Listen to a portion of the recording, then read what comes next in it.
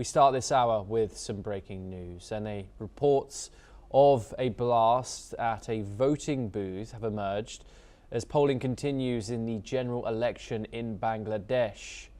Local media says the explosion occurred at a polling station during voting hours, triggering panic among voters and election staff. Reports say that some workers have been killed, but these are merely reports right now. Bangladesh University security forces have rushed to the scene, and the area has been sealed off as authorities investigate the cause of the blast. Officials have yet to confirm whether the incident was election-related or the result of any militant activity. Polling in the area has been temporarily disrupted as investigations continue. We'll bring you more on that as soon as we get it. Bangladeshis turned out in large numbers today for what many are calling a landmark national election. Long lines formed outside polling stations across the country, with tight security in place to ensure a peaceful vote.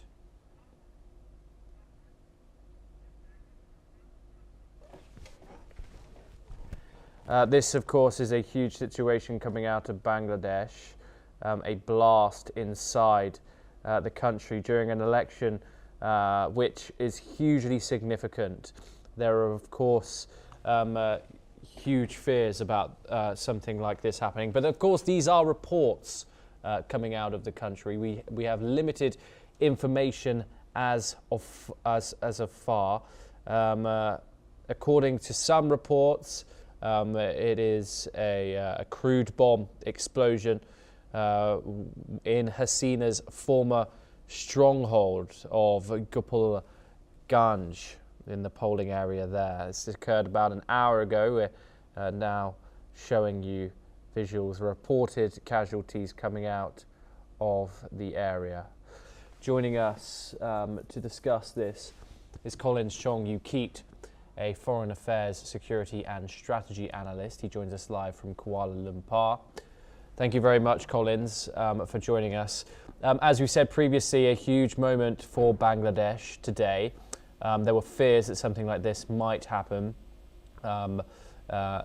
Security has been heightened in the country to prevent such a thing. However, it has not been enough, clearly. This has occurred in the former Awami League stronghold of Gopalganj. How might this impact the political landscape, people's will to come out to vote? How might this impact the election as a whole? Yeah, we have seen how this, the sense of renewed, urgency and optimism by the people. This is a landmark election. It's a reset after prolonged political turbulence. So after years of polarization, boycotts, street protests, and disputes over legitimacy, so this electoral cycle has been the most important for Bangladesh. And of course, it's a test of institutional credibility. Also, it's a generational inflection point, as we've seen how almost half of the voters will be under 35. And priorities for youth now in terms of jobs, inflation, meritocracy and democracy have now been the main factors. And despite all this, we've seen how the influence and presence of the Awami League.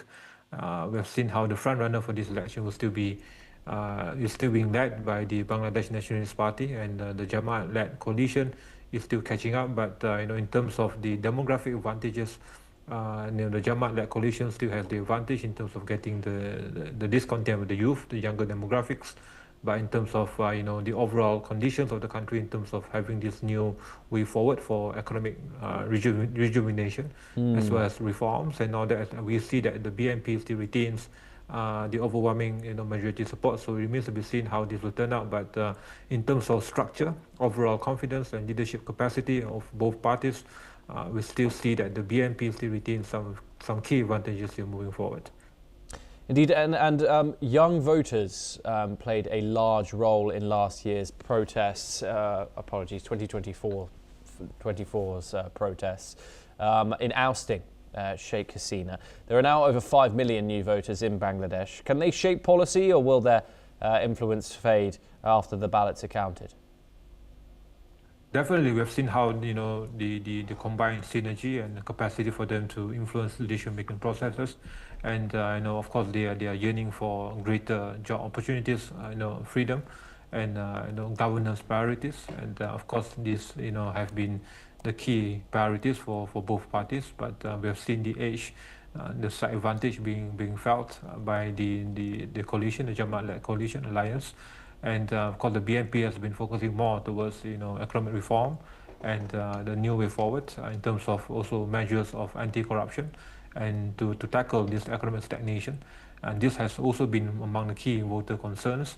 But in terms of also the reach, the volume, the strategic linkages across the country, we have seen how BNP has got the edge as opposed to this Jamaat-led alliance, and of course also the persona, the influence of individuals. We have Tariq Rahman and all that.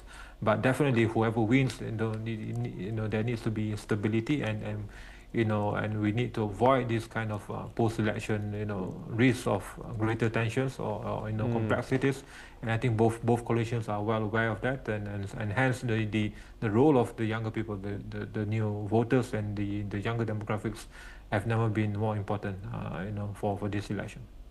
Indeed. Do stay with us, Collins, as we have more information coming out of Bangladesh today. We'll, of course, keep you updated on that developing situation coming out of Gopalganj. But in general, Bangladeshis turned out in large numbers today for what many are calling a landmark national election. Long lines formed outside polling stations across the country with tight security in place to ensure a peaceful vote. Election officials reported steady turnout in major cities, including the capital Dhaka. Key issues in the campaign have included inflation, job creation and government accountability. Young voters say they are looking for transparency and economic opportunity, while analysts say the outcome could shape the country's political direction for years to come. Authorities say ballot counting will begin after polls close as the nation waits to see who will lead Bangladesh into its next chapter. Let's now listen in to what voters had to say.